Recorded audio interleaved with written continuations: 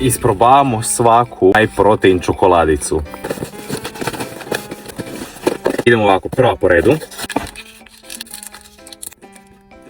Okus mi je 10 od 10, proteini su tako, ali ima malo kalorija, tako da ovo mi je 9 od 10 ocjena. Druga.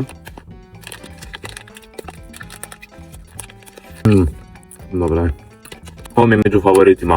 9,5 od 10, može jedna zamrkaš ima 350-300 kalorija. Zato što je hrskao mi je ocjena više. Fino je, ali za moj ukus previše karamelizirano. 8 od 10. Ovo je punjena proteinska. Da. Ova mi je definitivno top okus, ali mali problem je što ima 16, to je 13 grama proteina, 250 kalorija, tako da neki omjer onako nije baš idealan, ali je najfinije do sada od svih.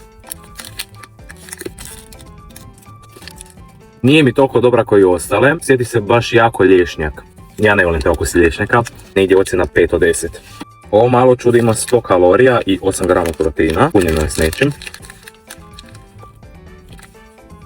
Jedina stvar koju ne bi kupio opet, nije tak tekuće kak piše da je. Definitivni favorit je i dalje ovo. Ovo je najbolja moguća stvar, ja ću reći da je ovo moj favorit. Jer ima 100 kalorija, 110 i 5 grama proteina, ali toliko fino. Ne znam, meni je to najfinija stvar od svih ovih.